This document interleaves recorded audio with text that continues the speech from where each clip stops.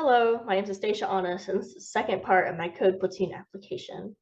So the first question y'all asked is, tell us about a time where you learned something new. What was it? How did you approach learning it? And in hindsight, what would you do differently? So in my spare time, like when I'm away from doing my job as an electronic specialist, I like to tinker with electronics. So I built a crypto mining rig, and I was inspired to do that because remember when the early days of the pandemic, everybody was in lockdown, and then GameStop and Bed Bath and Beyond, the stock just went crazy and extra pumped almost to 1,000. And then it came back down. I was talking to my friend and she's like, yo, this is blockchain. It's all kind of there's a narrative going on. You should learn more about blockchain and what that was. So I built this mining rig in my house, and I was playing around with it's called HiveOS, and that's a GUI that's running on Linux, and it outputs a DOS kind of, and it shows the math and how all the voltages are coming together and how many hash rates that each card is getting. But just because you can input a voltage doesn't mean that you should. So not understanding fully about how this Radeon card versus a NVIDIA card operate, and what their capabilities are depending on how much RAM and the actual chips inside them. You can actually smoke a card, and I did that on accident. And I've also busted a motherboard and just kept making mistakes. But the more mistakes I made, the more documentation I would read, and the more YouTube videos, and just seeking out other people and friends to try to remedy those mistakes and learn more and more about blockchain. So definitely, in hindsight, always read documentation, regardless of what it is. If it's electronics, you need to know about it. And in software, like coding, I'm learning that you definitely need to read documentation to understand what you're actually doing, or you're just gonna spin in circles and not know. So definitely have friends. Definitely reading is a good thing. Second question y'all asked was, why are you interested in programming? And I'm interested in programming because right now in my life, I'm in a natural transition period again. So I had my job with the city of Richmond as an electronic specialist, and I would work on aftermarket police vehicles. It was a lot of blue collar work. I'm out in the shop, it's hot, and I want to go be where the IT people are. It's nice. They have a cushy desk job. That's where I want to be, in my early 30s. I want to be inside. I want to, have this nice desk to work on and have the flexibility that allots me as well.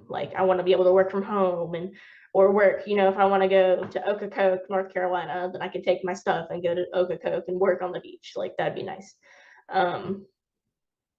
So yeah, it's just a natural job transition period, and that also is big deal for my hobby. I really love blockchain. I really want to learn more about it, and it's I built a mining rig that operates on Ethereum or Ravencoin, CLO, all these big blockchains, just so I can learn how equipment and software function together.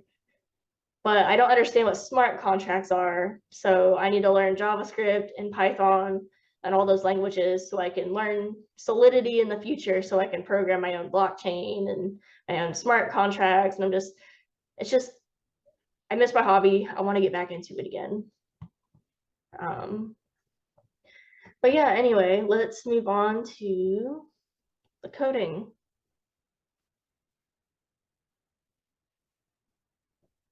Let's see, share my screen. All right. Okay, so moving on to Coder Byte challenge number 2. Take the string parameter being passed and return the string true if the characters A and B are separated by exactly 3 places anywhere in the string at least once. So lane borrowed would result in true because there's exactly 3 characters between A and B. Otherwise, return string false. So we can even count 1, 2, 3, and they're counting the space here, so that's crucial. We don't want to, if we put this into an array, we don't want to take that space out because you're not going to get the correct return for the distance. So initially, we're gonna make A and B their own variables. So let letter A equal character A string, let letter B equal character B string. And then to manipulate and find out if the string has A's and B's, we're gonna make this a new array.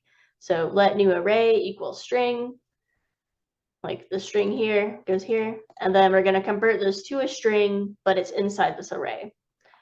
And then when we're gonna take these two words and we're gonna split them up individually. So I can even show you here, do a console log, and that's exactly what we want. So we want each letter and the space counted.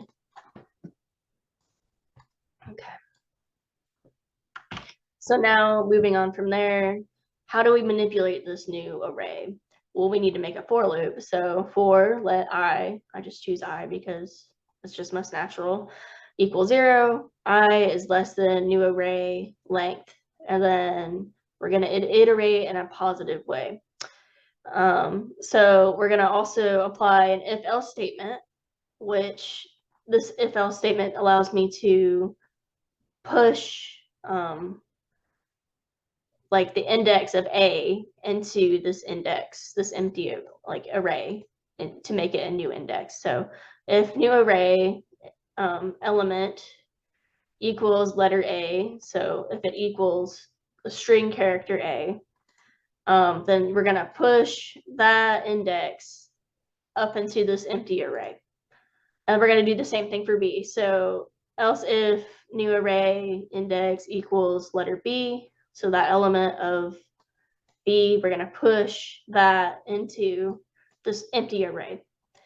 So when that's said and done, we're gonna have like, so console log index A. We're gonna have two values here.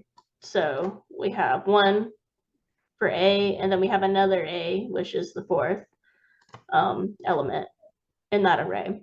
And then we can also switch this letter, make it B, and then we can see that there is 8. That's the index of that value. So now that we know that this loop is actually working and pushing into new arrays or into the empty arrays, we can continue.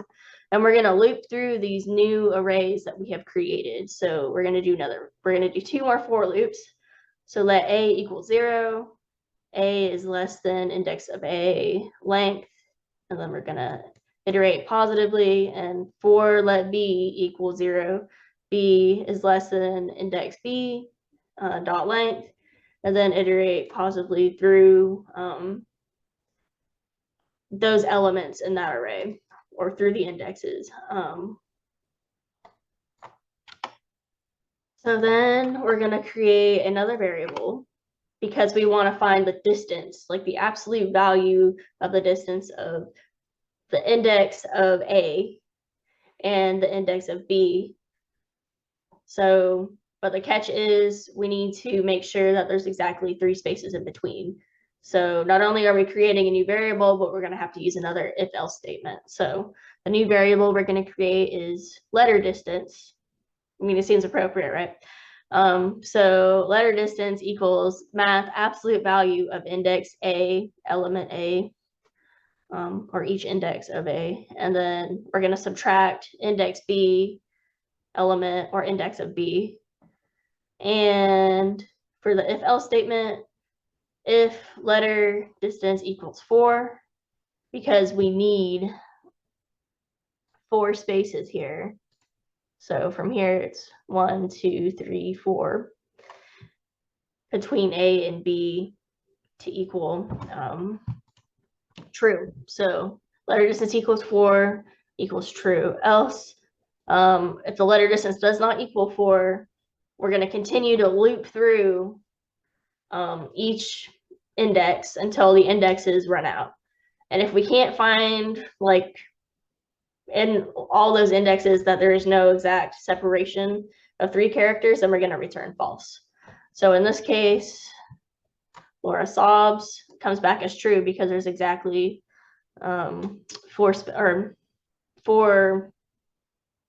is the distance of each letter. So A there's 4 spaces here. So 1, 2, 3, 4 for counting all the way to B.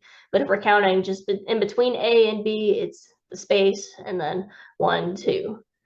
So including the space, it's 3. And then we can run through all these other tests. So after badly is false because there's more spaces here. Like even if you were to run it backwards, you're never ever gonna have more like less than 3 characters. You're gonna have exceedingly way more than 3 characters of space. So that output is false, it's correct. And then Laura Sobs, what I've used already, comes out to be true because there's exactly 3 spaces here. So now we can actually submit our work.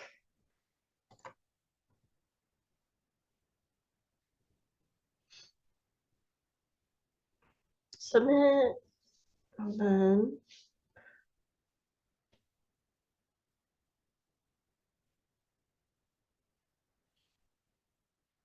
come back with the right answers. So initially speaking, like I learned a lot from this problem. Like I learned that I need attention to detail and I need, like I kept emphasizing like the space because I made that mistake initially. Like that was my very first mistake is I took this and I cut that space out. I removed it completely and that ended up like messing me up in the end. And then I also considered like, because I wasn't counting the space, I wasn't actually counting 3 characters. I was counting from A to get to B. So that's why I changed this number from 3 initially to 4 because, you know, that makes sense, you know. So after going through this, like I hope y'all learned anything. I certainly did, and I really appreciate the amount of time that you spent like looking at my application. And I really hope to hear from you soon. And I'm super excited to like start learning and doing the prep work before, you know, the prepping boot camp, like the actual boot camp itself. So, like I'm excited. I'm glad to put this application in, and yeah, I hope to hear from you soon. Have a good day.